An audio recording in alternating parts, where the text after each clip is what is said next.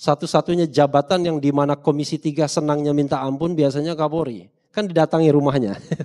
Pejabat lain tidak pernah, hanya Kapolri saja. Lah yang kedua adalah Jaksa Agung. Presiden juga bisa memilih sosok Jaksa Agung yang dia yakini bisa melakukan proses penegakan hukum yang baik. Kalau misalnya masalahnya law enforcer, yaitu penegak hukum, maka sesungguhnya ini ada peluang untuk itu. Kalau kita bicara tentang leadership. Yang ketiga adalah kita bicara mengenai proses penegakan hukum lain di sisi misalnya pemasyarakatan. Ya, kita tahu bahwa kenapa kadang-kadang hukum kita susah ditegakkan karena tidak ada deterrent effect, tidak ada efek jerah. Mereka yang misalnya dihukum karena melakukan tindak pidana korupsi, tiba-tiba kok bebas, ya, walaupun kasusnya misalnya sekelas kasus Senturi misalnya, ya kan? Kita tahu kan ada yang bebas, padahal rasanya baru kemarin saja. Padahal hukumannya belasan tahun, bisa 20-an tahun, tapi tiba-tiba remisi begitu cepatnya, begitu kencangnya remisi dan kemudian bebas orang tersebut. Nah, artinya ada masalah dari sisi pemasyarakatannya. Artinya efek jerah yang diharapkan dengan proses vonis yang begitu tinggi itu tidak terjadi. Karena orang akan berpikir, makanya kemudian ada orang yang mengatakan demikian. Kalau korupsi jangan tanggung. Karena kalau tanggung habis kita, ya. Tapi kalau korupsinya besar, maka kita bisa membeli remisi mungkin nanti di lembaga pemasyarakatan. Kalau tidak disita. dan tidak perlu menandatangani fakta integritas setia kepada NKRI dan Pancasila, kan kira-kira begitu ya, karena untuk kasus korupsi. Nah, ini persoalan.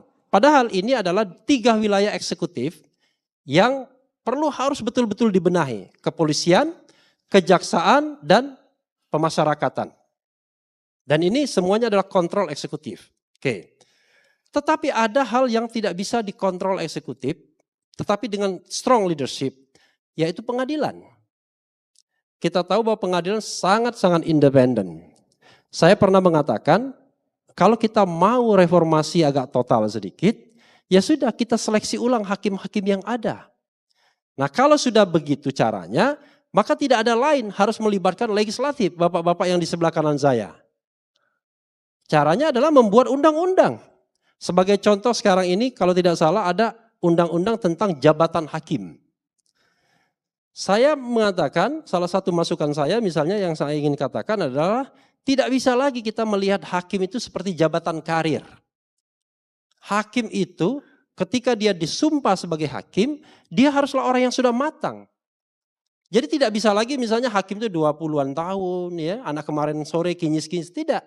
Karena keyakinan kita misalnya, ya, salah satu misalnya keyakinan yang sering kita ungkapkan bahwa orang baru matang ketika usia 40 tahun misalnya. Life begins at 40, kan seperti itu misalnya. Karena itu hakim pun ya harus orang yang sudah punya pengalaman hidup yang cukup. Tidak boleh lagi dijadikan dia karir. Karena kalau dia dijadikan karir, dia tidak independen. Yang terjadi adalah biasanya hakim pengadilan negeri takut sama pengadilan tinggi takut sama pada Mahkamah Agung. Padahal kita tahu frontliner untuk memutuskan sebuah perkara adil atau tidak justru di pengadilan negeri, di pengadilan tingkat bawah. Nah, karena itu kemudian kalau kita ingin melakukan reformasi total di sana, tidak cukup seorang eksekutif, presiden, tapi juga harus ada peran legislatif untuk bersama-sama misalnya membuat undang-undang yang reformatif. Bahkan bila perlu dengan tindakan-tindakan yang cepat misalnya.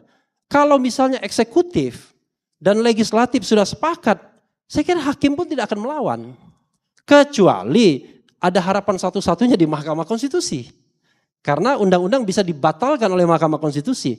Tetapi kalau Mahkamah Konstitusi tidak in favor dengan misalnya penegakan hukum yang anti korupsi, perbaikan institusi hukum dan lain sebagainya, masih ada peluang politisi. Ubah saja Mahkamah Konstitusi melalui constitutional reform atau reformasi konstitusi atau amandemen konstitusi atau perubahan konstitusi.